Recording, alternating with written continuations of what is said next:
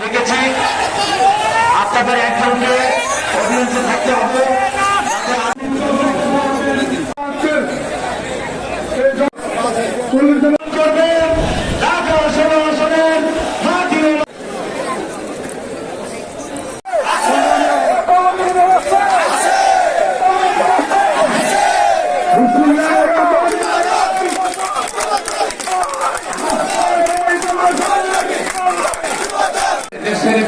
চালিয়ে গেছেন।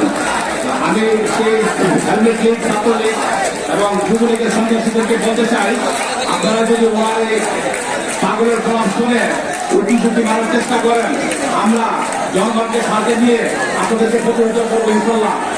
সংগ্রামী নেতৃবৃন্দ,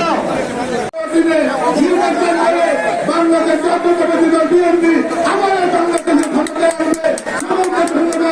আসসালামু আলাইকুম ওয়া রাহমাতুল্লাহ।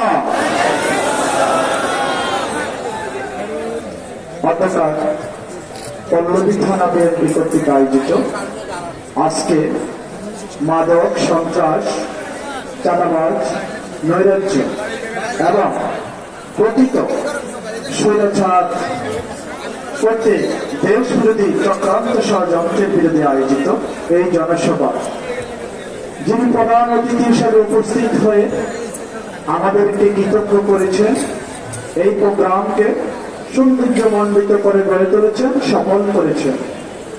তিনি এমন এক নেতা, আমি প্রয়াত এক মেয়রকে পেয়েছি, এরকম এক নেতা। সে মেয়রের সমাবেশে আমি বলেছিলাম, একটা সমাবেশে, সেখানে ডিসি, এসপি, প্রশাসনের অনেক গুরুত্বপূর্ণ লোক ছিলেন।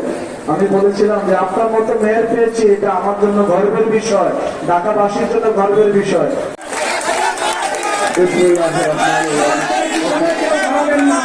এবং সেই বাংলাদেশি মনোভাব নিয়ে আমরা একটি সুন্দর বাংলাদেশ গড়ব। উপস্থিত আমাদের সামনে সকল নেতৃবৃন্দ, সবাইকে আসসালামু আলাইকুম। যে গত 17 বছর স্বৈরাচার শেখ হাসিনার সরকার বাংলাদেশের রাষ্ট্রীয় যন্ত্রগুলোকে ব্যবহার করে যেভাবে নিজেদের ক্ষমতাকে কুক্ষিগত করে রাখার চেষ্টা করেছিল, কিন্তু পৃথিবীর ইতিহাসে কোন স্বৈরাচার কখনো টিকে থাকতে পারে না। স্বৈরাচারের পতন হবেই।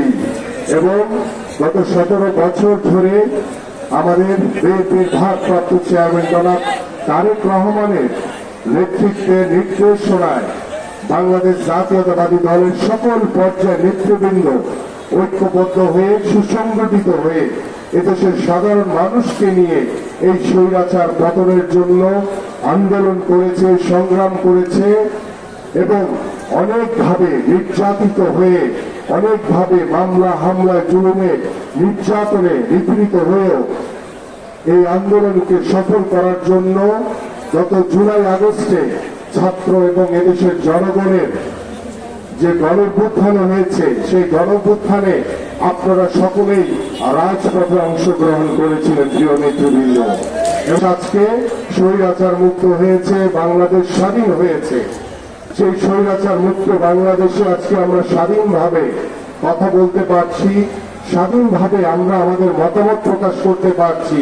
এবং এই স্বাধীনভাবে মতামত প্রকাশ করতে গিয়ে বিগত সময়ে আপনাদের অনেককেই, সাংবাদিক ভাইদেরকে বলেন, মসজিদের ইমামদের বলেন, যে কোনো ধর্মীয় জায়গাতে বলেন, কোন জায়গায় আপনারা স্বাধীনভাবে আপনাদের মতামত দিতে পারতেন না।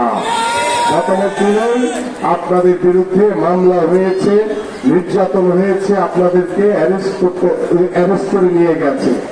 এই যে মসজিদের যারা হুজুর, ইমাম সাহেব, তাদেরকে একটি চিরকুট ধরিয়ে দিত যে কি দোয়া পড়বে, কি পড়বে না।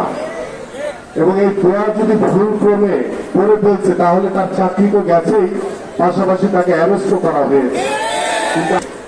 আর কখনো এমনটি হবে না ইনশাআল্লাহ, কারণ আমরা আর কোন স্বৈরাচারের জন্ম হতে দেব না ইনশাআল্লাহ। এবং আপনারা আপনাদের স্বাধীনভাবে চলাচল করার জন্য, স্বাধীনভাবে আপনাদের মতাতে পারবেন, এবং সেই বলার অধিকার এই দেশের সরকার নয়, বাংলাদেশি হিসেবে এটা আপনার নাগরিক অধিকার। এবং এখানে আজকে যে 5 নম্বর ওয়ার্ডে দাঁড়িয়ে আমি কথা বলছি, আমি একটু আগে বললাম যে আমাদের এখানে অনেক প্রায় দীর্ঘ স্বাধীনতার পরবর্তী পর থেকে এখানে আমাদের অনেক নন বেঙ্গলি ভাইরা বসবাস করেন, বোনরা বসবাস করেন।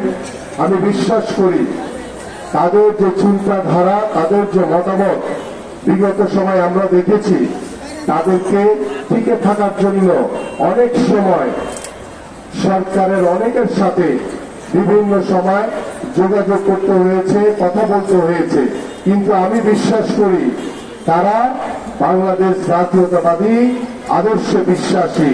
তারা আমাদের ভাই, আমাদের বন্ধু, এবং তারা বিএনপির প্রতিনিধিত্ব করে। কারণ আপনারা জানেন 1991 সালে যখন নির্বাচন হয়েছিল এবং আমাদের ব্যারিস্টার রফিকুল ইসলাম সাহেব যখন এখান থেকে নির্বাচিত হয়েছিলেন, তখন আমরা দেখেছি যে এই নন বেঙ্গলি ভাইদের জন্য তিনি একা লড়াই করেছেন। লড়াই করে তাদেরকে এখানে স্থায়ীভাবে বসবাসের জন্য যা যা করণীয় আছে সব ধরনের ব্যবস্থা করেছেন।